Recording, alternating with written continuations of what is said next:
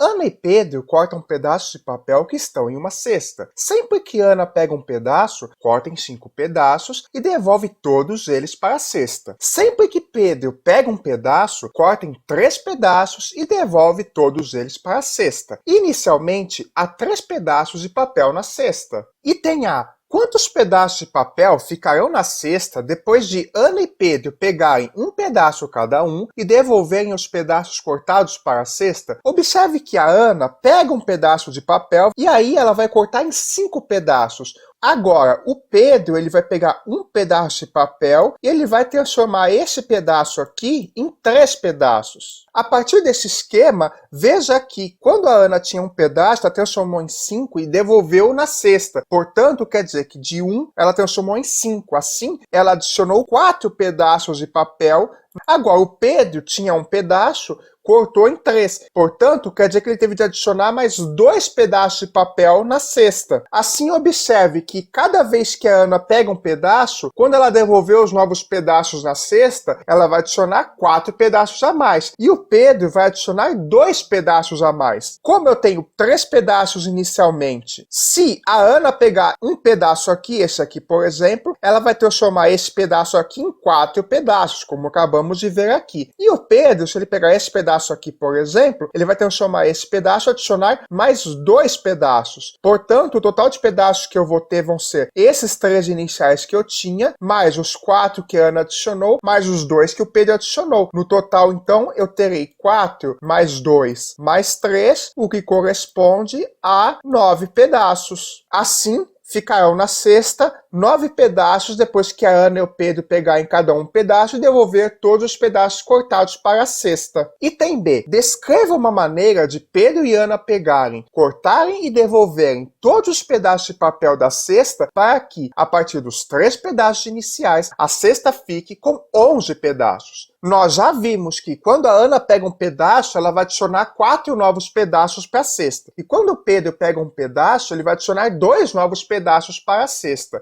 Inicialmente, a cesta tem 3 pedaços. Pelo item A, nós já vimos que se a Ana pegar um pedaço aqui, ela vai cortar em 5 pedaços, então ela vai adicionar 4 novos pedaços na cesta. Aí aqui vai ficar com 5 pedaços. O Pedro pegou um pedaço aqui e cortou em 3, então ele adicionou 2 pedaços na cesta. E no item A, esse pedaço aqui ficou intacto. Aí deu aqueles 9 pedaços que a gente calculou. Só que eu quero agora 11 pedaços. Como eu já sei como dividir em 9 pedaços pelo item A, faltam só 2 pedaços para eu chegar em 11, não é? Agora, o Pedro não adiciona sempre 2 pedaços quando ele faz uma operação dele, quando ele pega um pedaço e corta? Então, esse pedaço que ficou solto aqui, eu vou fazer com que o Pedro pegue ele, ó. O Pedro pegou esse. Se o Pedro pegar esse pedaço, ele vai adicionar mais 2 pedaços na cesta. Eu vou ficar com 4, mais 2, mais 2, mais os 3 pedaços que eu tinha inicialmente, que vai dar, no total, os 11 pedaços que o enunciado quer. Então, uma maneira de fazer com que a Ana e o Pedro peguem, cortem e devolvam 11 pedaços na cesta é fazendo com que a Ana pegue um pedaço e o Pedro pegue os outros 2 pedaços restantes, e aí no total vamos ter exatamente 11 pedaços como o enunciado quer. Item C. Explique por que, a partir dos 3 pedaços iniciais,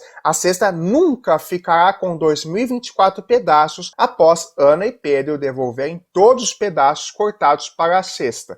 Já entendemos aqui que o foco dessa questão é entender quantos pedaços a Ana e o Pedro adicionam quando eles fazem os seus cortes. Nós já vimos que a Ana sempre adiciona 4 novos pedaços quando ela faz seus cortes e o Pedro sempre adiciona 2 novos pedaços quando ele faz seus cortes. Inicialmente, nós temos 3 pedaços na nossa cesta. O que acontece? Desses 3 pedaços, sempre que a Ana pega um pedaço, ela vai somar 4. E sempre que o Pedro pega um pedaço, ele vai somar 2. Então, observe que se eu tenho 3 pedaços, e, por exemplo, a Ana pega 1 e transforma em 4, depois pega mais 1 e transforma em mais 4, Veja que sempre a quantidade de pedaços na cesta vai ser um número ímpar, não é? Se eu fizer 3 mais 4 é 7, 3 mais 4 mais 4 dá 3 mais 8 que é 11, 3 mais 4 mais 4 mais 4 dá 15. E a mesma coisa se eu fizer o Pedro fazer a operação. Se o Pedro pegar um pedaço, ele vai transformar em 3, então ele vai adicionar 2 na cesta. 3 mais 2, 5. Se ele fizer duas operações, 3 mais 2 mais 2, 7. 3 mais 2 mais 2 mais 2, 9. Portanto, o que nós podemos observar? Que independente de quantos pedaços a Ana e o Pedro peguem, como inicialmente eu tinha 3 pedaços na cesta, o número de pedaços de papel na cesta sempre vai ser um número ímpar. Ou seja, como Ana e Pedro adicionam uma quantidade par de pedaços de papel sempre, o total de pedaços na cesta sempre será ímpar. Agora observe, 2024 é um número par, não é? Porém, 2024 é um número par, não é? Agora, se 2024 é um número par e eu só posso obter números ímpares, quer dizer que é impossível obter o número 2024. Assim, é por isso que, a partir dos 3 pedaços iniciais, a cesta nunca ficará com 2024 pedaços. Ela só pode ficar com uma quantidade ímpar de pedaços, justamente porque quando a Ana faz a operação dela, ela pega 1 e transforma em 5, ela adiciona 4, e o Pedro pega 1, transforma em 3, adiciona 2 pedaços, sempre são números pares. 4 octógonos regulares de lado medindo 1 centímetro foram desenhados em um cartão quadrado, como na figura. Cada octógono tem um lado na borda do cartão e octógonos adjacentes têm um lado em comum. Item A. Qual é a área do cartão? Nessa figura, nós já sabemos que a medida do lado do octógono, conforme dito no enunciado, é de 1 centímetro. Como o octógono é regular, quer dizer que cada um desses 8 lados mede 1 centímetro. Para descobrir a área do cartão, já que ele é um quadrado, basta a gente descobrir a medida de um dos lados dele e multiplicar essa medida por ele mesmo, já que o cartão é um quadrado. Mas como que a gente pode fazer para descobrir esta medida aqui? Vamos tentar dividir esta figura em pedaços nos quais a gente sabe como calcular o comprimento. Como a gente já sabe que esse pedaço aqui mede 1, vamos montar um monte de linhas paralelas a esse lado aqui e ver o que conseguimos descobrir. Veja aqui, nessa divisão que eu acabei de fazer, como esse pedacinho aqui mede 1 e a gente sabe que esses segmentos que a gente fez são paralelos, quer dizer que aqui embaixo, esse pedaço aqui também vai medir 1. Da mesma forma, como aqui a gente sabe que esse pedaço também é um lado octógono, aqui mede 1, portanto esse pedaço aqui também mede 1. E da mesma forma, se esse pedaço aqui mede 1, aqui também mede 1. Então já estamos com meio caminho andado. Para descobrir o total de comprimento, basta a gente calcular então esses comprimentos que estão faltando aqui. Só que observe que esse pedacinho aqui, ele é equivalente a este. Da mesma forma, este aqui é equivalente a este aqui é equivalente a este, e este aqui é equivalente a este. Observe que todos esses 4 segmentos aqui têm o mesmo tamanho. E como que a gente pode fazer para calcular o tamanho dele? Veja que aqui eu vou formar um triângulo retângulo. E além de ser um triângulo retângulo, ele vai ser isósceles também, pela geometria da questão. A gente sabe que esse segmento aqui, como ele é um lado do octógono, ele mede 1. E a gente quer saber justamente qual é esta medida aqui. Vamos chamá-la de x. Ora, se esse é um triângulo retângulo que é isósceles, se aqui mede x, esse pedaço aqui também mede x. E se esse triângulo é retângulo, nós podemos aplicar o teorema de Pitágoras nesse triângulo, não é mesmo? Os dois catetos vão medir x e minha hipotenusa, que coincide com o lado do octógono regular, mede 1 centímetro. Portanto, vamos descobrir o valor de x. Sabemos que x ao quadrado mais x ao quadrado corresponde ao quadrado da medida da hipotenusa, que é 1. Portanto, nós sabemos que 2x ao quadrado corresponde a 1. Desta forma, nós concluímos que x ao quadrado é o 2 passa dividindo, então vai resultar em meio. Se a gente passar aqui a raiz quadrada, x vai ser correspondente a raiz quadrada de 1 é 1, raiz quadrada de 2 vai dar 1 sobre raiz quadrada de 2. Se você quiser racionalizar, basta multiplicar o numerador e o denominador por raiz quadrada de 2, nós vamos obter que x equivale à raiz quadrada de 2 sobre 2. Agora que nós já calculamos que esta medida x vale raiz quadrada de 2 sobre 2, nós conseguimos calcular a medida total desse comprimento do lado do cartão, que vai ser o quê? Correspondente a esses 3 segmentos que medem 1, 1 mais 1 mais 1 vai dar 3, mas nós temos aqui 1, 2, 3, 4 segmentos que medem cada um deles raiz quadrada de 2 sobre 2. Então, quer dizer que a medida desse lado aqui vai corresponder a 3 mais 4 vai cortar com esse 2 aqui, vai ficar 3 mais 2 raiz quadrada de 2. Esta é a medida do lado do nosso cartão, só que nosso cartão é um quadrado, portanto, a área do cartão corresponde a 3 mais 2 raiz de 2 elevado ao quadrado. Fazendo aqui o produto notável, isso corresponde a fazer o primeiro termo ao quadrado, mais 2 vezes o primeiro termo, que é 3, vezes o segundo, que é 2 raiz quadrada de 2, mais o quadrado do segundo termo, ou seja, 2 raiz quadrada de 2 ao quadrado. 3 ao quadrado é 9, aqui vai ficar 2 vezes 3, 6, 6 vezes 2, 12 raiz quadrada de 2, e 2 raiz de 2 ao quadrado, eu posso passar 2 ao quadrado é 4, raiz de 2 ao quadrado vai dar 2, 2 vezes 4, 8. Portanto, fazendo aqui 9 mais 8, nós concluímos que a área do cartão corresponde a 17 mais 12 raiz quadrada de 2 centímetros quadrados. E isto finaliza este item. Item B. Qual é a área da região cinza? Nós já vimos no item A que a área total do cartão corresponde a 17 mais 12 raiz quadrada de 2. Assim, observe que a área cinza corresponde à área total do cartão, tirando a área de cada um dos 4 octógonos em amarelo. Assim, se a gente conseguir calcular a área de cada um desses octógonos, nós vamos conseguir calcular a área da região cinza. Basta pegar essa área que a gente calcular e subtrair desse valor aqui. Para calcular a área desse octógono, vamos dividi-lo em pedaços menores, nos quais a gente sabe fazer o cálculo da área, ou seja, em quadrados, retângulos ou triângulos. Então, vamos fazer a seguinte divisão. Vou fazer 2 retas paralelas aqui e mais 2 retas aqui paralelas e vou dividir o octógono dessa maneira aqui. E eu vou fazer isso porque no item A, a gente já viu que esse pedaço aqui, esse pedaço aqui, esse pedaço aqui e esse, se a gente juntar esse pedaço com esse, a gente vai obter aqui um quadrado. E esse quadrado tem medida de lado sendo x, onde a gente tinha calculado que essa medida x no item A, ela vale raiz quadrada de 2 sobre 2.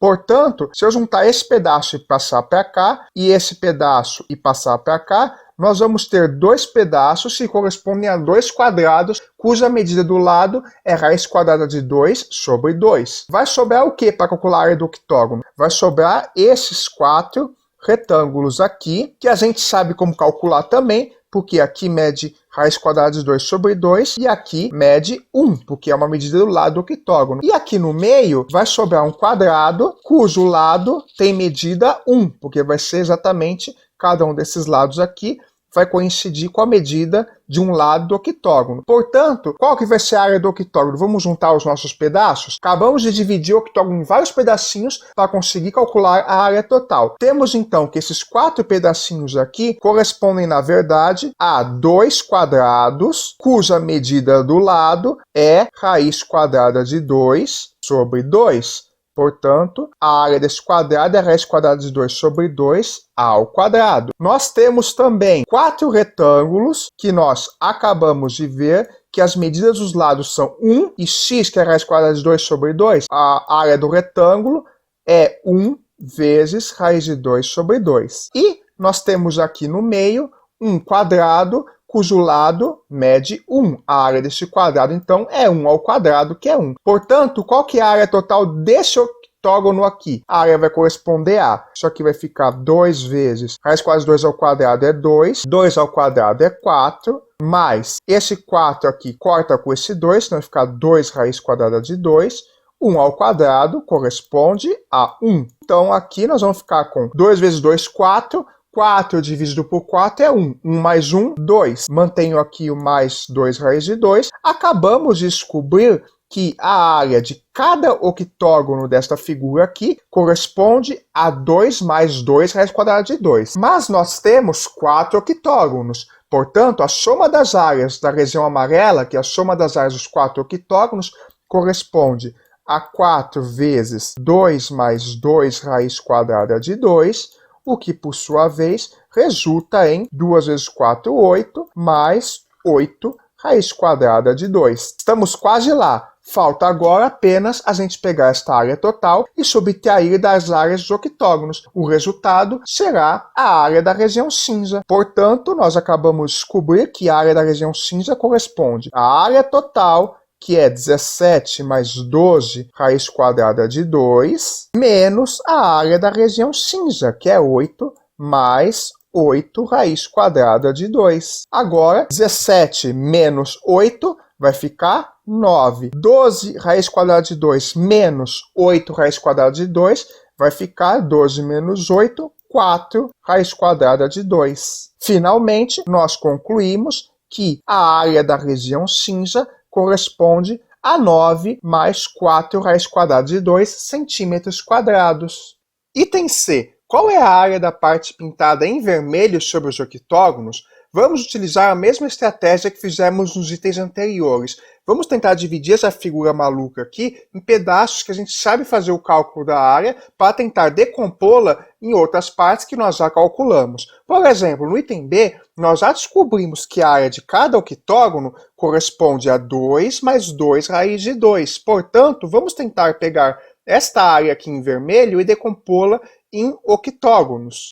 Para isso, inicialmente, observe que este octógono aqui, a parte que está pintada em vermelho, vai corresponder a exatamente metade aqui do octógono, porque nós temos 4 lados que estão aqui para dentro da parte vermelha e 4 que estão sobre a parte de amarelo. Então, o que acontece? Se eu pegar esse pedaço aqui e esse aqui, pegar esse pedaço e transladar ele para cá, juntos os dois pedaços vão corresponder à área total desse octógono aqui inteiro. Assim a gente já sabe que esses dois pedaços vermelhos têm a área total corresponde a 2 mais 2 raiz de 2, que é a área de um octógono. Agora veja aqui, esse octógono aqui está parcialmente preenchido pela área vermelha. Vamos tentar pegar esta área vermelha aqui de baixo e passar ela aqui para cima. Para isso, vou fazer umas divisões aqui nesse trapézio aqui. Então, se eu dividir assim, observe que eu vou ter um retângulo e 2 triângulos aqui isósceles. Mas veja que esses 2 triângulos, esse triângulo aqui, ele é idêntico a esse. E esse aqui também é idêntico a esse. Logo, se eu pegar esse triângulo aqui e passar ele para cá, e pegar esse triângulo aqui e passar ele para cá, as duas áreas em vermelho vão corresponder a essas duas áreas aqui. Então vai faltar apenas a área desse retângulo. A gente sabe que esse pedacinho aqui mede raiz de 2 sobre 2 e esse aqui mede 1. Agora, veja aqui, eu tenho aqui essas duas orelhinhas, esses dois triângulos aqui isósceles. Se eu pegar esse aqui e passar ele para cá, e colocar ele desta forma aqui, veja que eu vou obter um paralelogramo. E esse paralelogramo, para a gente calcular a área dele, a gente vai calcular esse pedaço aqui, que vale 1, porque é um lado do octógono, vezes essa altura aqui, só que essa altura aqui não coincide com esse pedaço aqui, que é o mesmo que esse, que a gente já calculou que é o valor de x, que é a raiz quadrada de 2 sobre 2. Portanto, quer dizer que a área desse pedacinho todo aqui é a mesma área que esse retângulo aqui. Assim, a gente acabou de perceber que a soma das áreas desse triângulo aqui e desse triângulo aqui corresponde à área deste retângulo aqui. Assim, a gente acabou de ver que esses 3 pedaços em vermelho, eles passam para cá e formam a área desse octógono completo aqui. Portanto, esses 4 pedaços aqui em vermelho correspondem à área de um octógono e esses 2 correspondem à área de outro octógono. Quer dizer, portanto, que a área pintada em vermelho corresponde, na verdade, à área de 2 octógonos. Como já sabemos que a área de cada octógono é 2 mais 2 raiz de 2, a área total da parte pintada em vermelha corresponde a 2 vezes 2 mais 2 raiz de 2. E aí, aplicando distributiva, ficamos com 2 vezes 2, 4, mais 2 vezes 2, 4, 4 mais 4 raiz quadrada de 2 centímetros quadrados. Portanto, nós concluímos que a parte da área da figura pintada em vermelho sobre os octógonos corresponde a 4 mais 4 raiz quadrada de 2 centímetros quadrados, o que finaliza esta questão.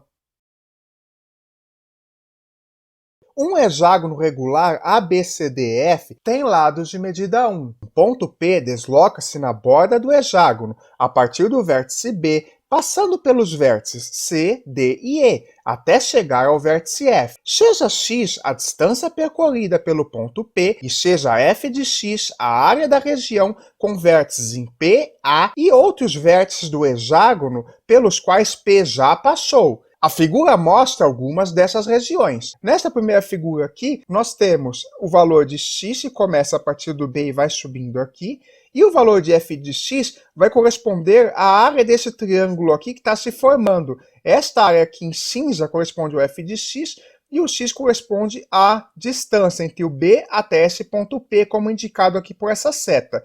O mesmo acontece nesse segundo desenho aqui, só que aqui o ponto P já está bem mais avançado. Então o x vai ser toda essa linha aqui em vermelha até chegar no ponto P, e o f de x não vai mais apenas ser esse triangulinho aqui, vai ser toda esta área aqui, o valor de f de x. Agora que a gente já entendeu como é feito o cálculo dessa função, já que ela representa a área do polígono formado por esses pontos aqui, que começa do B e vai até o ponto P, e ligado ao ponto A, estamos aptos a resolver os itens. Item A, calcule f de 1. A gente sabe que esse hexágono é regular, portanto, todos os lados têm medida de 1. Isso quer dizer que esse segmento que vai de A até B vai ter medida de 1. Como observado, a gente percebe que quando a função f começa aqui no ponto B, quando P coincide com B, essa função f, seria o equivalente ao f de 0, vai corresponder a 0, porque não vai ter nenhum polígono aqui. Aí o que vai acontecer? Esse ponto P vai subindo conforme o x aumenta, até chegar no ponto C. Quando o ponto P coincidir com o C, vai acontecer que o valor de x vai corresponder a exatamente a distância de B até C. Já que esse hexágono é regular, essa distância de B até C é justamente 1. Isso significa que o valor de f de 1 corresponde à área do triângulo formado pelos vértices A, B e C, porque o P vai coincidir com o C. Veja que isto aqui, o ABC, vai ser um triângulo isósceles, porque AB e BC têm a mesma medida, ambas valem 1. Portanto, nossa missão é calcular a área desse triângulo aqui. A gente sabe a medida desses dois lados. Precisamos encontrar uma fórmula que torne possível calcular a área desse triângulo. Como já temos dois lados, a gente lembra que existe uma fórmula da área do triângulo que relaciona dois lados adjacentes, ou seja, que estão um do lado do outro. Se eu tenho um triângulo qualquer aqui, um lado mede A e o outro lado mede B, eu consigo calcular a área total desse triângulo usando apenas a medida desses dois lados e do ângulo entre eles. Então, se esse ângulo aqui for θ, a área desse triângulo aqui corresponde a multiplicar os lados AB vezes o seno do ângulo θ e dividir todo mundo por 2. Assim, vamos aplicar esta fórmula nesse triângulo isósceles aqui. Mas está faltando uma coisa, né? Qual que será que é o valor do ângulo aqui? Eu preciso descobrir qual que é o ângulo formado por esses dois lados. Esse seria o meu θ nessa situação aqui, não é? Como esse é um hexágono regular, a gente sabe como calcular a medida de cada ângulo interno. Para fazer isso, a gente lembra aqui, a soma dos ângulos internos de um polígono regular, se a gente tem um polígono regular de n lados, ela é dada por n menos 2 vezes 180 graus. Assim, dado um valor de n, eu sei calcular esta soma total. Porém, eu preciso descobrir o valor de apenas desse θ, e não da soma total. Mas como esse polígono é regular, quer dizer que todos os ângulos têm a mesma medida, e eu vou ter quantos ângulos nesse polígono? N ângulos. Assim, o valor de cada ângulo de um polígono regular de n lados é dado por n menos 2 vezes 180 dividido por n. Agora, basta aplicar esta fórmula que deduzimos para n igual a 6, já que estamos fazendo os cálculos para um hexágono, um polígono de 6 lados. Assim, a gente vai descobrir que cada ângulo desse hexágono vai medir 6 menos 2 vezes 180 dividido por 6, o que equivale a 4 vezes 180 dividido por 6, que vai ser 180 dividido por 6, 30 vezes 4, 120. Logo, isso significa que cada ângulo interno desse hexágono tem medida de 120 graus. Em particular, o valor desse θ é 120. Agora estamos aptos a calcular a área desse triângulo isósceles e, consequentemente, o valor de f de 1. Desta forma, aplicando a fórmula para a área do triângulo em função de dois lados e do seno do ângulo entre eles, temos que o valor de f de 1 corresponde a 1 vezes 1 vezes seno de 120 graus, tudo isso aqui dividido por 2. Agora, a gente lembra que o valor de seno de 120 graus corresponde à raiz quadrada de 3 sobre 2. Então, isso aqui vai ficar 1 vezes 1, 1 vezes raiz quadrada de 3 sobre 2, raiz quadrada de 3 sobre 2. Isto aqui no numerador, e no denominador eu mantenho o 2. Aí, para fazer esse cálculo aqui, eu multiplico esses dois denominadores e, portanto, eu vou encontrar que o valor de f de 1 corresponde a fazer raiz quadrada de 3 sobre 4. Portanto, o valor de f de 1 é raiz quadrada de 3 sobre 4, que coincide com a área desse triângulo isósceles aqui, vértices A, B e C. Item B. Determine a expressão de f de x quando P se desloca no lado de. Diferentemente do item A, agora o nosso ponto P já andou mais. Ele passou do B para o C, do C para o D e está nesse intervalo aqui, entre o D e o E. Para o nosso pontinho P estar aqui, significa que ele andou por dois lados do hexágono. Como esse lado mede 1 e esse aqui também mede 1, significa que para o ponto P estar aqui, o valor de x tem que estar entre 1 mais 1, 2, e quando ele chegar nesse ponto aqui, ele vai ter andado mais esse lado, que vai adicionar mais 1 para ele. Portanto, quando o P se desloca no lado DE, isso significa que o x está entre 2 e 3. Para descobrir a expressão de f de x, temos que, portanto, analisar qual que é a parte constante, ou seja, a parte que ele já percorreu anteriormente e não vai mudar esse valor, e a parte que ele está percorrendo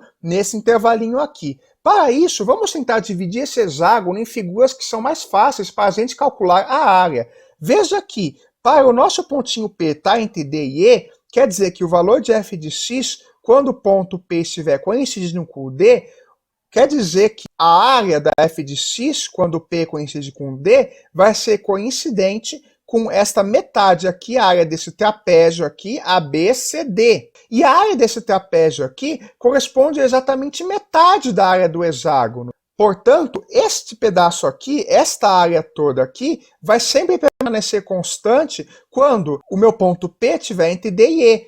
Veja, por exemplo, se o ponto P está aqui no meio, a área vai ser toda essa metade aqui, mais este outro triângulo aqui no meio. Assim, para calcular a expressão de f de x, vamos primeiro calcular o valor desta metade aqui e depois somar com a parte que é variável. Para calcular a área desse hexágono, vamos dividi-lo em 6 triângulos que são equiláteros. A gente sabe como calcular a área de um triângulo equilátero. Dado um triângulo equilátero de lado L, sua respectiva área corresponde a L ao quadrado raiz de 3 sobre 4.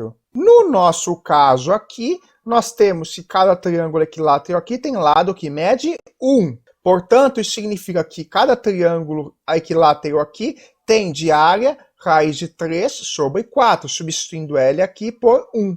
Esta metade aqui, que seria esse pedaço que vai de A até D, esse trapézio aqui, ABCD, é formado por 3 triângulos equiláteros. Cada um desse triângulo equilátero tem área raiz de 3 sobre 4. Portanto, a área desse trapézio ABCD corresponde a exatamente 3 vezes raiz de 3 sobre 4. Agora que nós já calculamos a parte que fica constante, que não depende do x, vamos fazer o cálculo da parte que é variável de acordo com a posição em que o ponto P está no segmento DE. Observe que, quando o ponto P está entre o D e o E, ele vai formar esse triângulo aqui, o triângulo ADP. Vamos tentar adotar, assim como no item anterior, a estratégia de calcular a área desse triângulo usando a fórmula que relaciona dois lados adjacentes com o seno do ângulo entre esses dois lados. Quais são os candidatos a dois lados que nós podemos descobrir com mais facilidade aqui? Queremos calcular a área do triângulo APD. Essa medida aqui do segmento AD, ela vai ser fixa.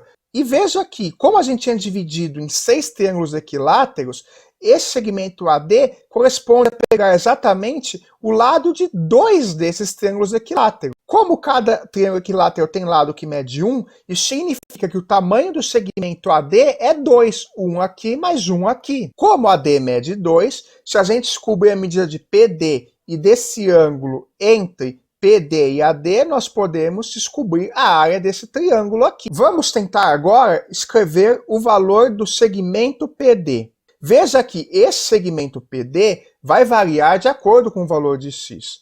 O valor de x, como ele já percorreu BC e CD, quer dizer que o x, como a gente já viu, está entre 2 e 3. Portanto, para calcular o valor de x nesse triângulo aqui, esse segmento aqui vai ser o valor total de x tirado 2, porque esse pedaço aqui ele percorreu, a gente já calculou a área da parte que está sempre fixada, do trapézio ABCD. Portanto, o valor de PD vai ser exatamente a medida x menos 2.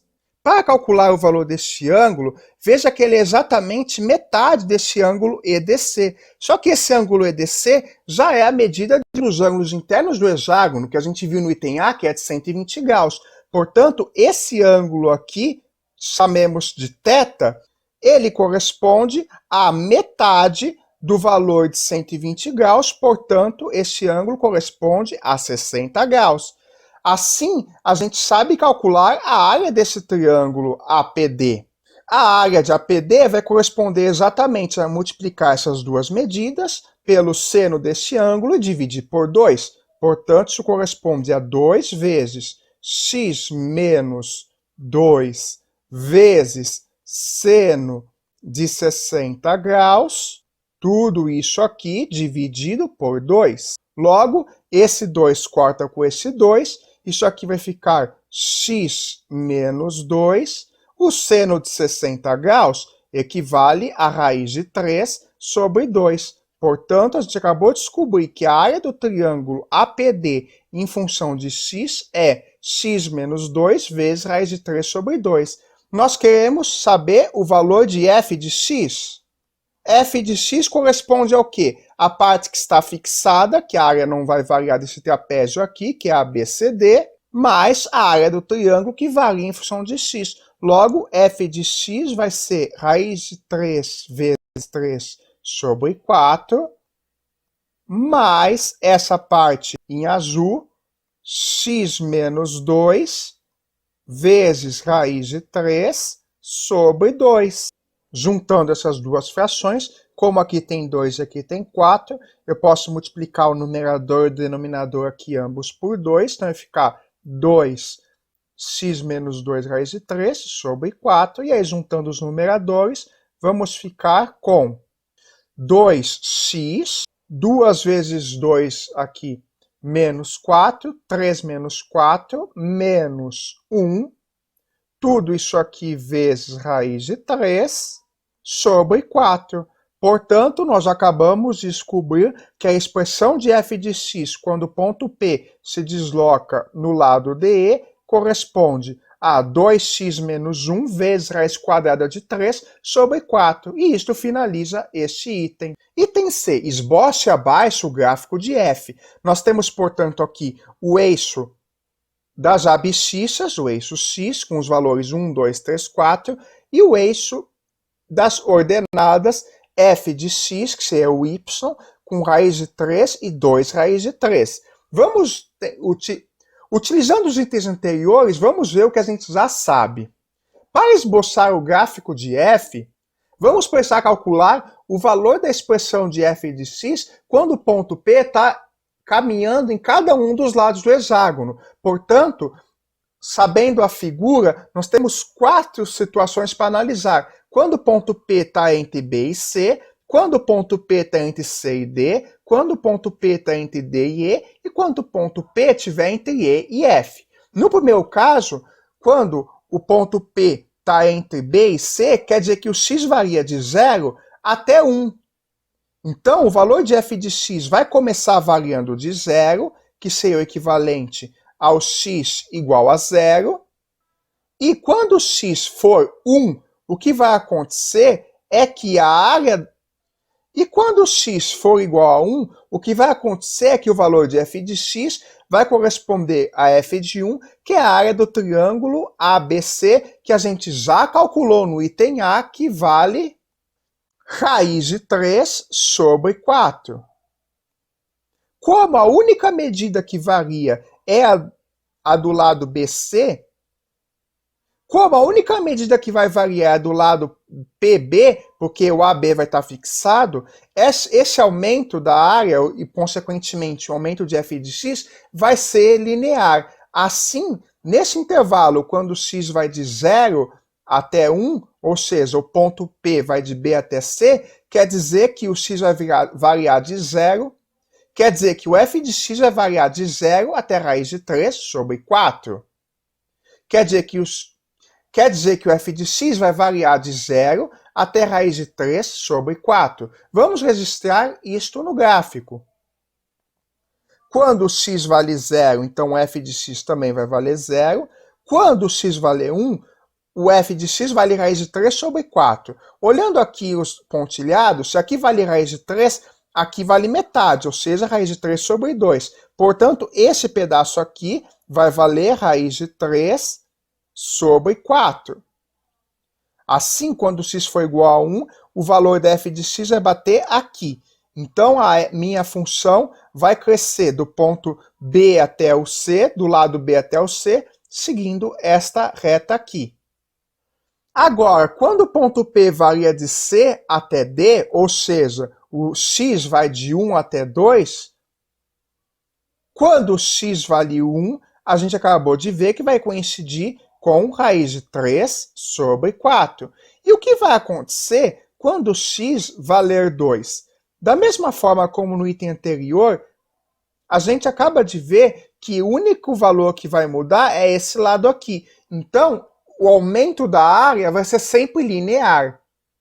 Quando o x valer 2, isso significa que o ponto P vai coincidir com o D, e aí quer dizer que isto aqui já valeu 1, aqui valeu 1, e, portanto, a área da f de x, o valor de f de 2, corresponde exatamente a esta metade desse hexágono. Só que no item B a gente já calculou o valor desta área aqui, desse trapézio que vai ser formado. Esta área corresponde a 3 raiz de 3 sobre 4. Assim, nós podemos registrar como que é o comportamento da área, ou seja, do valor de f de x, quando o P varia entre C e D, ou seja, o x vai de 1 até 2. Ele vai começar em raiz de 3 sobre 4, só que ele vai até 3 raiz de 3 sobre 4 quando o x vale 2. Então, olhando aqui os nossos pontilhados, aqui é raiz de 3 sobre 2, 3 raiz de 3 sobre 4 deve ser nesse pedacinho aqui. Portanto, quando o x vale 2, o valor da minha f vale 3 raiz de 3 sobre 4. E assim, a variação vai ser linear daqui para cá. Esta é a variação da área entre os pontos C e D.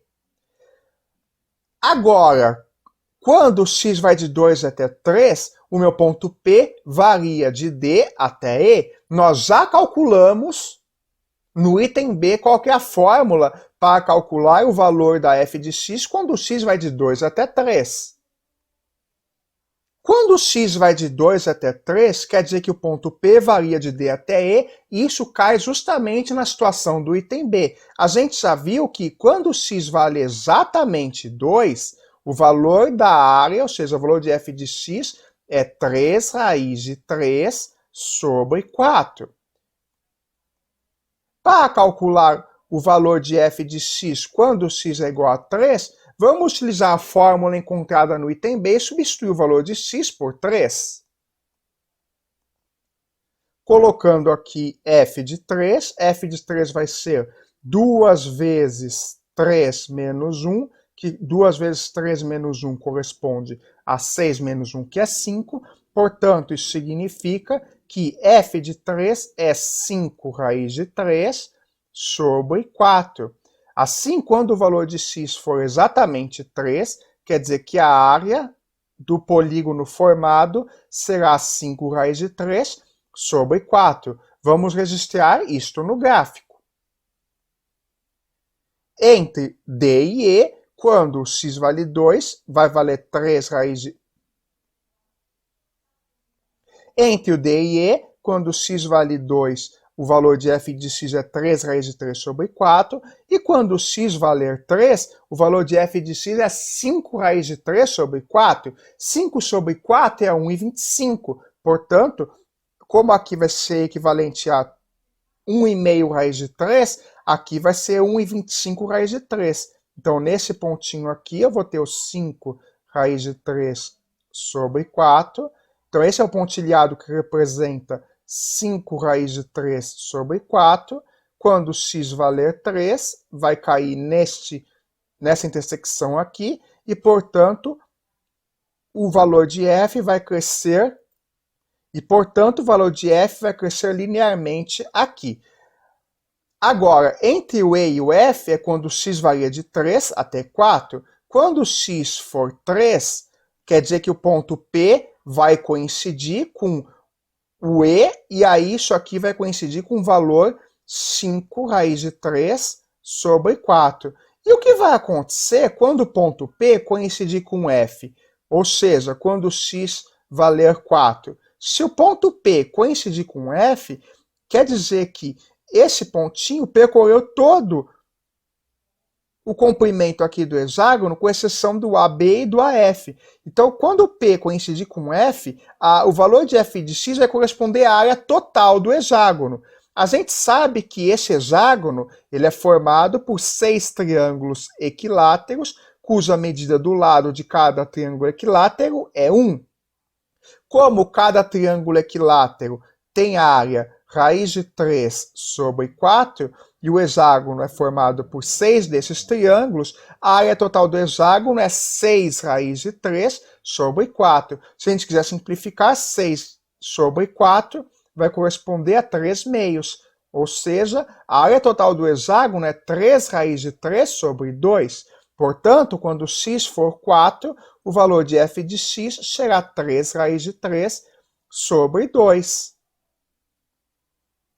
Registrando essa informação no nosso gráfico,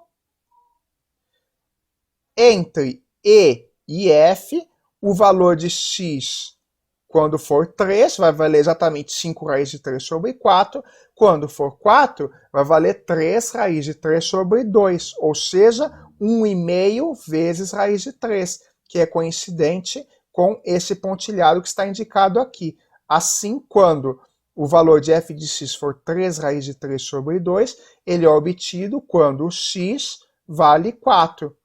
Desta forma, no trecho entre E e F, o valor de f de x vai variar linearmente desta forma aqui. E juntando esses 4 pedaços aqui, nós temos o gráfico de f.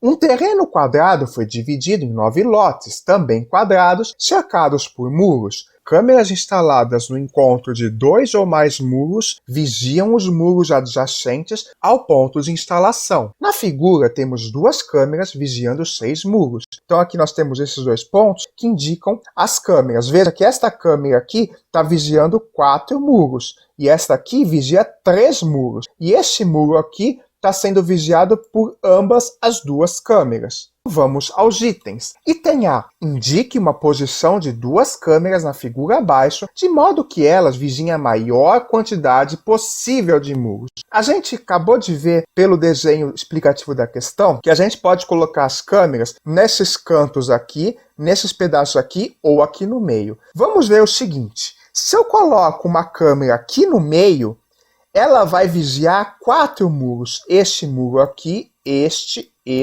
e este. Se eu pegar a câmera e colocar nessa parede do muro, o que vai acontecer é que ela vai vigiar 3 muros. Este muro aqui, este e este. E se eu colocar uma câmera aqui no cantinho, ela só vai conseguir vigiar 2 muros, esses 2 aqui no canto. Assim, nós temos câmeras que podem vigiar 4 muros, 3 muros e 2 muros. Nós queremos maximizar a quantidade de muros possíveis que as câmeras vão vigiar. E eu quero colocar 2 câmeras. Portanto, se eu quero maximizar a quantidade possível de muros que elas podem vigiar, e eu sei que o máximo de muros que uma câmera pode vigiar é 4, eu vou pôr essas 2 câmeras de modo que elas vigiem 4 muros cada. Assim, uma possibilidade, por exemplo, é eu colocar uma câmera aqui, por exemplo. Se eu colocar uma câmera aqui, ela vai vigiar esses 4 muros aqui.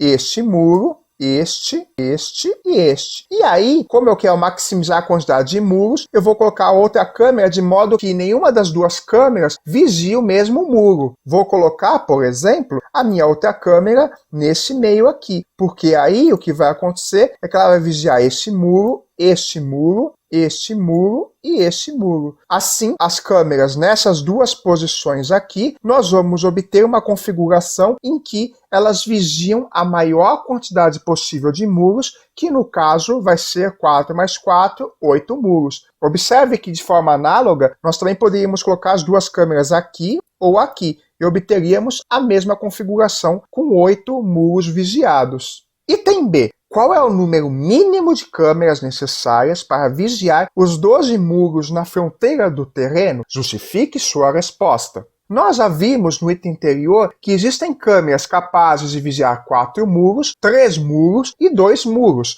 Porém, as câmeras que estão na fronteira só conseguem vigiar 3 muros ou 2 muros. Na fronteira temos no total 12 muros para vigiar. Só que observe que a gente tem as câmeras que vigiam 3 muros e 2 muros. Só que dos muros que estão na fronteira, cada câmera consegue vigiar apenas 2. Pois, mesmo a câmera que está nesse pedaço aqui no meio, e em teoria ela vigia 3 muros, desses 3 muros, apenas 2 são muros de fronteira. O terceiro muro aqui não vai ser de fronteira. Portanto, independente da posição que eu coloque a câmera, cada câmera consegue vigiar no máximo 2 muros. Se nós queremos minimizar o número de câmeras necessárias, cada uma delas precisa vigiar o máximo de muros possível. Só que como cada uma vigia no máximo 2 muros, quer dizer que precisamos de pelo menos 12 dividido por 2, o que corresponde a 6 câmeras. Para comprovar que esse é mesmo o número mínimo de câmeras possíveis, vamos apresentar uma configuração que vai ter exatamente 6 câmeras na nossa fronteira. Vamos colocar uma câmera nesta posição aqui, ela vai pegar essas 2 posições de fronteira, mais essa aqui que não está na fronteira. Colocando uma outra câmera aqui, ela vai pegar essas posições aqui. Vamos colocar mais uma câmera aqui, por exemplo, que ela vai pegar estas posições aqui, uma quarta câmera aqui, que vai pegar estas 2 fronteiras aqui, mais outro muro que não está na fronteira, e ainda vamos precisar de mais 2 câmeras, uma que vai estar aqui para pegar esse cantinho aqui, e mais uma outra aqui para pegar este cantinho aqui. Portanto, no total de fato, nós precisamos aqui de 1, 2, 3, 4, 5, 6 câmeras para conseguir vigiar todos os 12 muros da fronteira do terreno. E a gente consegue perceber que é impossível ter menos câmeras que 6, porque cada câmera só consegue vigiar no máximo 2 muros de fronteira. Item C. Encontre o número mínimo de câmeras necessárias para vigiar todos os muros do terreno. Justifique sua resposta. Vamos tentar utilizar as informações que a gente obteve já nos itens anteriores. A gente já percebeu que no item B, para vigiar os muros da fronteira, precisamos de no mínimo 6 câmeras. Assim, a gente já sabe que para vigiar as fronteiras, já temos pelo menos 6 câmeras. Portanto, para vigiar todos os muros, vamos precisar de, com certeza, mais que 6 câmeras, já que aquela configuração do item B deixou alguns muros serem vigiados. Agora, no item A, a gente viu que se a gente colocar 2 câmeras no meio, elas conseguem vigiar 8 muros. Como nós queremos minimizar o número de câmeras, nós gostaríamos que cada câmera vigiasse a maior quantidade possível de muros.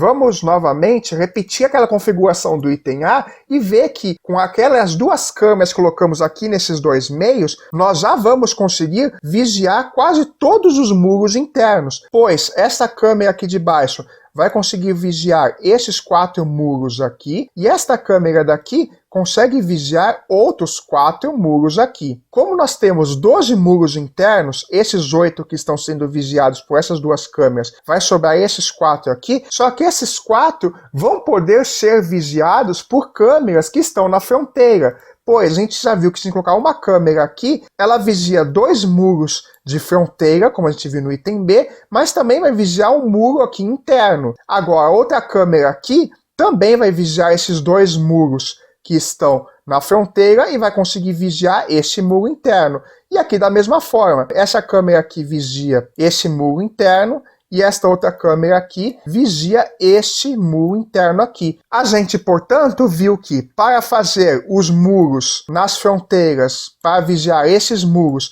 nós precisamos de 6 câmeras pelo item B, e no item A nós vimos que com 2 câmeras nós já conseguimos vigiar as 8 muros que estão no meio, que não são cobertos pelas câmeras das fronteiras. Assim, no total, o número mínimo de câmeras necessárias para vigiar todos os muros do terreno é 8. E esse, de fato, é o menor número possível. Marina tem vários dados idênticos com faces numeradas de 1 a 6. Nesses dados, a soma dos números em faces opostas é sempre igual a 7. Ela junta ou empilha alguns desses dados sobre uma mesa e anota a soma de todos os números que consegue ver ao dar uma volta ao redor da mesa. Por exemplo, para os dados da figura ao lado, ela anotou o número 33. Antes de ir para os itens, vamos tentar entender um pouquinho melhor esse enunciado. Veja que na figura eu tenho aqui os números que aparecem 1, 2, 4, 5 e 6. Obviamente, a soma desses números não dá 33. Então, o que ela quis dizer nesse enunciado? Veja aqui, o número que a Marina soma é quando ela dá uma volta ao redor da mesa. Portanto, ela não vai ver apenas esse número 1 e 2 que estão aqui. Ela vai ver o número que está aqui nesse dado, esse número daqui, esse que está aqui atrás e esse que está aqui atrás, além desses 5 que estão visíveis para a gente também. Veja que aqui, como a soma de números de faces opostas é igual a 7, se o número que aparece é o 2, o que está aqui atrás é o 5. Se o que está aqui aparece 1, o que está aqui atrás aparece é o 6. Aqui o 4, então aqui quer dizer que é o 3. Se o 6 aparece aqui, quer dizer que 1 aparece aqui atrás. E agora sim, ó, se eu somar 5 mais 1 mais 2 mais 6, aqui vai dar 14. 4 mais 6 mais 3 mais 1 vai dar 14 também. E 5, 2 vezes 14 é 28, mais 5 é 33. Agora que nós já entendemos o enunciado, vamos aos itens. Item A. Qual o número que Marina deve anotar para os dados da figura abaixo? A gente viu no nosso cálculo demonstrativo de que, como a soma de números de faces opostas é sempre 7, aqui eu vou ter o 2, vou ter uma face oposta que vai valer 5. Se aqui eu tenho 3, eu tenho uma face oposta que vale 4. A soma desses 4 números aqui, como são 2 faces opostas e cada uma vale 7, a soma, essa soma dos 4 números que aparecem nesse primeiro dado aqui vai ser 14. E observe que a mesma música é adotada para os outros dados. Aqui também, eu vou ter 2 faces opostas que valem 7. Se eu somar todas as faces, eu vou ter um total de 14 com a soma. E o mesmo vai acontecer com esse terceiro dado aqui. Vai ter mais 14 que eu vou somar. E além dessas somas laterais, que eu vou ter 14 em cada um desses andares, eu vou ter de somar esse número aqui de cima, que é, no caso, 6. Portanto, a soma de todos os números que a Marina vai conseguir ver corresponde a 14 14 mais 14 mais 6, isso aqui é 14 vezes 3, 42. 42 mais 6 corresponde a 48. Portanto, a gente acabou de descobrir que o número que a Marina deve anotar para os dados desta figura aqui é exatamente 48. Item B. Qual é o menor número possível que Marina pode anotar para os dois dados juntos sobre a mesa, como indicado na figura abaixo? Vamos novamente pensar na estratégia de analisar o que acontece com a soma de números em faces opostas. Nesse primeiro dado aqui, a Marina vai somar esse número aqui e o número da face oposta. Aqui ela vai somar o número que está aqui, o número da face oposta. Então essas duas somas aqui, a gente sabe que com certeza vão dar 7 mais 7, 14. Agora, ela vai precisar somar esses outros números aqui, que estão aqui, esses dois aqui em cima e esses dois aqui do lado. Como não há nenhuma restrição nos números que a gente coloca aqui, a gente pode escolher quaisquer números para ficar nessas faces opostas aqui. E também os números que vão ficar nessas faces aqui de cima. Como queremos minimizar, ou seja, calcular o menor número possível que a Marina pode anotar para esses dois dados, vamos tentar minimizar esses valores aqui. Para isso, eu vou adotar o menor valor possível para os dois aqui em cima. Vou colocar um, por exemplo, aqui, ó. Coloquei um aqui e um aqui. Aí eu posso colocar, por exemplo, o 2 aqui e o 2 aqui. Então, o valor mínimo para a soma dessas quatro faces que vão aparecer aqui em cima vai ser 2 mais 1 mais 1 mais 2, que é 6. Portanto, o menor número possível que a Marina pode anotar para esses dois dados dessa figura aqui é 14 mais 6, que corresponde a 20. E isto finaliza este item. Item C. Marina anotou o número 88 para uma pilha de dados, como indicado na figura abaixo. Quais números podem ficar no topo dessa pilha? Justifique sua resposta. Vamos, de novo, adotar a estratégia de analisar quais são os números de faces opostas, pois já sabemos que os números em faces opostas sempre somam 7. Veja aqui, qual que vai ser o total de números que a Marina vai somar nesse caso? É número para dedéu, não é mesmo? São esses 6 que estão aqui desse lado, vai ter 6 números ocultos desse lado aqui, e mais esses números da escadinha aqui, que são 1, 2, 3, 4, 5, 6 números. Agora observe o seguinte, esses 6 números que estão aqui na frente, somados com 6 números que estão aqui atrás, a gente sabe que faces opostas, a soma é sempre 7, então eu vou ter esse somado com o daqui, vai ser a soma 7, esse daqui vai ser a soma 7, e assim por diante. Então eu vou ter um total de 6 somas que vão valer 7 cada. Assim, somando só esses números desta face aqui e a face que está aqui atrás, os números estão aqui escondidos, eu já vou ter um total de soma que é 6 vezes 7, 42. Agora, veja aqui, falta eu somar os números dessa escadinha aqui e os 3 números que estão nessas faces aqui. Veja aqui, o número que tiver nesta face aqui vai ser oposto ao número que tiver nesta face aqui. Portanto, a soma desses dois números aqui vai dar 7. Assim, eu já tenho mais 7 contabilizados que estão fixados pela soma em faces opostas. No total, somando esses valores, já temos 49. Quanto que falta? Falta 88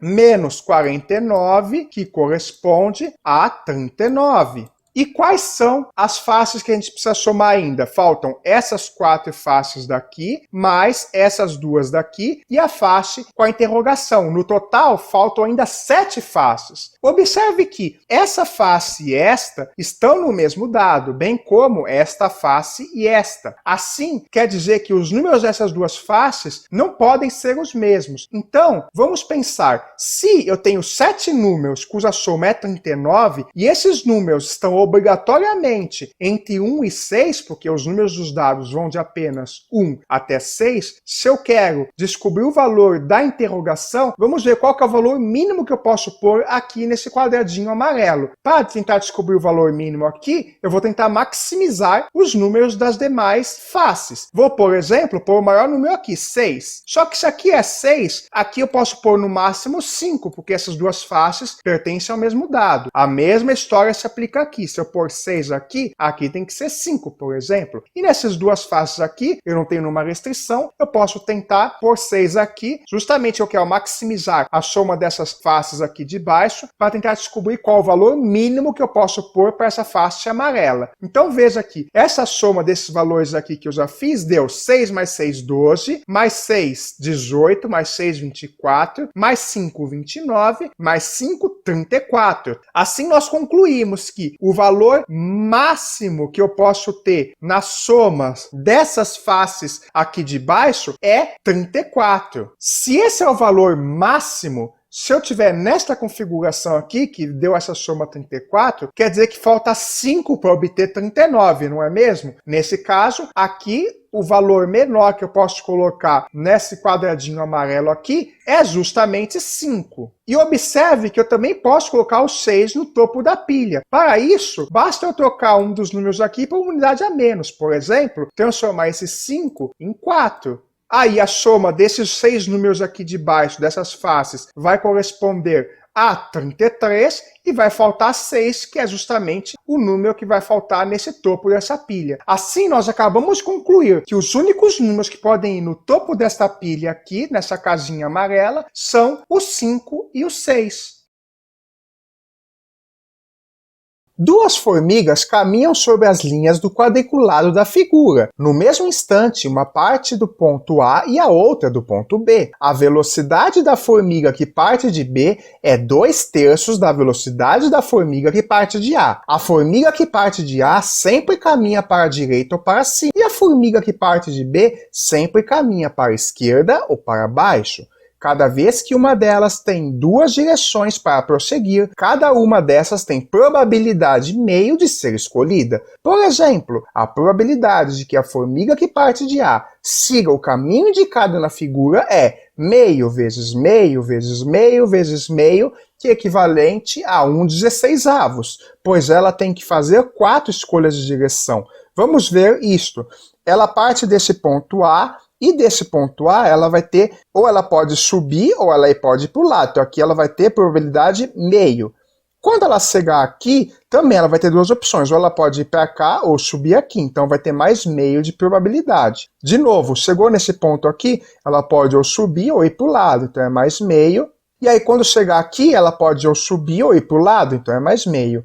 Quando ela chegar aqui em cima, ela não tem para onde ela ir, ela não pode subir mais, então como ela obrigatoriamente tem que ir aqui para esse lado, então a gente garante que a probabilidade aqui é sempre 1. Por isso que, se eu multiplicar essa probabilidade, vai ficar meio vezes meio vezes meio vezes meio, que é 1/16, conforme dito enunciado. Agora que a gente já entendeu esse enunciado, vamos aos itens. Item A. Qual é a probabilidade de que a formiga que parte de A passe pelo lado do quadriculado marcado com X? Nós temos aqui, a nossa formiguinha vai começar daqui, e a gente quer calcular a probabilidade de que ela venha passar aqui. Para isso, a gente precisa saber primeiramente de quais maneiras ela pode fazer para chegar nessa posição que está aqui com o X. Observe aqui que ela tem dois caminhos possíveis. O primeiro deles é que vai aqui para esse lado e depois sobe, porque ela precisa passar por esse segmento aqui. E o segundo é o que sobe aqui e depois vira para cá. Assim, ela tem dois caminhos possíveis e nós precisamos calcular qual que é a probabilidade de que ela passe por exatamente cada um desses dois caminhos. Para isso, vamos descobrir quantas escolhas a formiga A está fazendo para chegar até aqui. Primeiro, ela tem que fazer a primeira escolha, ou vai aqui ou para cá, depois uma segunda escolha aqui e, por último, uma terceira. Assim, por exemplo, para ir por esse caminho aqui de baixo, ela vai ter de fazer 3 escolhas e cada escolha corresponde a meio de probabilidade. Como são 3 escolhas, isso vai corresponder a meio vezes meio vezes meio, que também pode ser representado como meio elevado ao cubo. Meio elevado ao cubo, a gente faz o numerador e o denominador elevado ao cubo. 1 ao cubo é 1, 2 ao cubo é 8. Assim, nós descobrimos que a probabilidade no primeiro caminho é 1/8. E no segundo caminho também vai ser 1/8, não é mesmo? Porque ela vai poder ter uma opção de escolha aqui, 2 aqui, e depois uma terceira aqui. Assim, nesse caso, também será meio ao cubo, que é 1/8, e para calcular a probabilidade total de que ela chegue aqui, como esses eventos dela subir por um caminho ou por outro são independentes, basta eu somar a probabilidade dela ir pelo caminho de baixo, que a gente já viu que é 1/8, mais a probabilidade da formiga ir pelo caminho de cima, que também é 1/8. 1/8 mais 1/8 corresponde a 2/8. Simplificando o numerador e o denominador dividindo por 2, nós obtemos equivalentemente a fração 1/4. Assim, nós acabamos de concluir que a probabilidade de que a formiga que parte de A passe pelo lado do quadriculado marcado por x é 1/4 ou, equivalentemente, em forma de porcentagem, 25%. E isto finaliza este item. Item B. Marque abaixo com um X os lados do quadriculado onde as formigas podem se encontrar. O enunciado nos diz uma informação muito importante sobre as velocidades das formiguinhas. A velocidade da formiga que parte de B é 2/3 da velocidade da formiga que parte de A. Vamos tentar interpretar essa informação? O que acontece é o seguinte: se a velocidade de B seria 2/3 da velocidade de A, quer dizer que quando o A percorrer um valor 3, por exemplo, o B vai percorrer 2/3 disso. Ou seja, se o A percorre 3, quer dizer que o B percorre 2. Pensando aqui nesse quadriculado, isso significa, por exemplo, que se o A andar 3 casas aqui, 3 pedacinhos aqui, o B vai nesse mesmo período de tempo andar 2 pedacinhos. Por exemplo, se o A andar esses 3 aqui nesse lado aqui, o B vai ter andado até aqui. Olhando aqui, veja que, continuam as caminhadas, a B pode caminhar para cá e a A pode caminhar subindo aqui. Então, um dos possíveis lugares que as formigas A e B podem colidir, elas podem se encontrar, é nesse pedaço aqui, nesse lado. Vamos seguir o mesmo raciocínio agora para tentar encontrar os demais locais onde as formigas podem se encontrar. Nós já percebemos que, para as formigas se encontrarem, o A vai precisar andar 3 pedaços aqui e o B vai precisar andar 2. E aí, nesse próximo pedaço que elas andarem, elas vão se encontrar. A gente viu que se o A for até o fim, elas podem se encontrar aqui. Só que o A, por exemplo, ele pode andar até aqui, e quando ele chegar aqui, ele pode subir, andar esses 3. Aí o que vai acontecer? O B pode andar esses 2 aqui para baixo, e aí elas podem colidir aqui. Ou então, a B pode vir um para cá, e elas podem colidir aqui também. Portanto, se a A vier até aqui e virar para cá, a B e a A podem se encontrar tanto aqui quanto aqui. Vamos colocar um X nesses lados. Agora, após andar 3 pedaços, o A, se a formiga A não parar aqui e nem aqui, ela tem que parar, por exemplo, aqui em cima, né? Andar um pedaço aqui e 2 pedaços aqui. Se ela parar aqui em cima e a B andar 2 pedaços, a B pode andar 2 pedaços para cá e elas vão se encontrar aqui, ou então a B pode andar para cá e as formigas podem se encontrar aqui. Temos, portanto, mais 2 lados em que elas podem se encontrar. E, finalmente, se a formiga A resolver andar os 3 segmentos subindo aqui e a B andar os 2 vindo para cá, quando a formiga B estiver andando para cá e A andando para cá, elas vão colidir aqui. Portanto, esse aqui é mais um lado onde elas podem se encontrar. Assim como nós cobrimos todas as possibilidades, esses 6 x's que coloquei aqui indicam os lados do quadriculado onde as formigas podem se encontrar. E isto finaliza este item. Item C. Qual a probabilidade de que as formigas se encontrem? Nós já vimos no item B quais são os possíveis locais onde as formigas podem se encontrar. Vamos relembrá-los aqui. Para facilitar o entendimento, cada um dos lados em que elas podem se encontrar foi pintado aqui com uma cor diferente. Vamos inicialmente calcular qual a probabilidade das formigas se encontrarem nesse lado que está em vermelho. Para a formiga A chegar nesse segmento vermelho, ela precisa fazer um total de 3 escolhas de direção, porque ela só pode chegar aqui se ela for direto por aqui. Então ela vai ter que fazer uma escolha aqui, 2 aqui, 3 aqui, e aí aqui obrigatoriamente ela tem que subir. Portanto, para ela chegar aqui, como em cada um dos cantos ela vai ter probabilidade meio de escolher, no total então a probabilidade da formiga chegar nessa parte vermelha aqui corresponde a meio vezes meio vezes meio, que é meio elevado ao cubo, que por sua vez corresponde a 1/8. Agora, para a formiga B chegar nessa parte vermelha, ela também precisa fazer 3 escolhas. Ela tem que descer aqui, então ela pode aqui fazer uma escolha, aqui 2 e finalmente aqui a terceira para chegar aqui. Como ela vai ter 3 possibilidades de escolha e cada escolha tem probabilidade meio, isso significa que a probabilidade de B chegar no segmento que está em vermelho também é meio elevado ao cubo, que é 1/8. Portanto, a probabilidade de que as formigas A e B se encontrem nesta parte aqui em vermelho corresponde justamente a 1/8 vezes 1/8, já que ambos os eventos são independentes, e isso equivale a 1/64. Assim, 1/64 é a probabilidade de que as formigas se encontrem no segmento aqui em vermelho. Agora, olhando para o segmento verde, para que a formiga A chegue nele, ela vai precisar fazer um total de 4 escolhas de caminho. Veja que ela pode vir para cá, e aí subir aqui, ela pode vir para cá, passar aqui, ou ainda ela pode subir para cá e para cá. Ela tem 3 caminhos possíveis para poder chegar até aqui. Em cada um desses 3 caminhos, ela vai ter que fazer uma escolha. Então ela vai ter 4 escolhas possíveis. A primeira vai ser aqui, se ela pegar esse caminho, por exemplo, ó, uma escolha, 2, 3 e a quarta aqui. Então ela vai ter 3 caminhos e cada um desses 3 caminhos tem probabilidade meio elevado à quarta, porque ela vai ter 4 escolhas para fazer. Meio elevado à quarta corresponde a 1/16, 1/16 vezes 3 corresponde a 3/16. Para a formiga B chegar no segmento em verde, veja que ela só tem um caminho possível, ela tem que obrigatoriamente descer aqui e ir para cá. E aí, para chegar nesse caminho, ela vai passar por 3 escolhas. A primeira aqui, a segunda aqui e a terceira aqui. Logo, a probabilidade da formiga B chegar no segmento verde corresponde a meio elevado ao cubo, que equivale à probabilidade do item anterior, que é 1/8. Assim, como feito no item anterior, o cálculo da probabilidade dela se encontrarem no segmento verde corresponde a 3/16 vezes 1/8, o que vai corresponder a 3/128.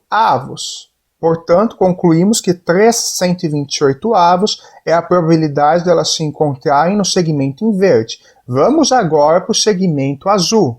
Para a formiga A chegar no segmento azul, ela também aqui vai ter 3 opções de caminho. Os mesmos 3 caminhos que ela pode fazer para chegar no segmento em verde. E qual que vai ser a probabilidade da formiga A passar por cada um desses 3 caminhos? Para cada um desses 3 caminhos, como a gente viu, ela vai ter probabilidade meio para escolha e ela terá que fazer 4 escolhas de caminho. Portanto, assim como no cálculo do caminho verde, para ela chegar no segmento em azul, a probabilidade dela conseguir esse feito também será 3/16. Agora vamos olhar para a formiga B, como que ela vai fazer para chegar nesse segmento azul. Veja que ela vai ter 2 possibilidades de caminho. O primeiro caminho é ela descer aqui para esse lado, o segundo caminho é ir para esse lado e descer aqui. Então ela vai ter 2 caminhos que ela pode fazer.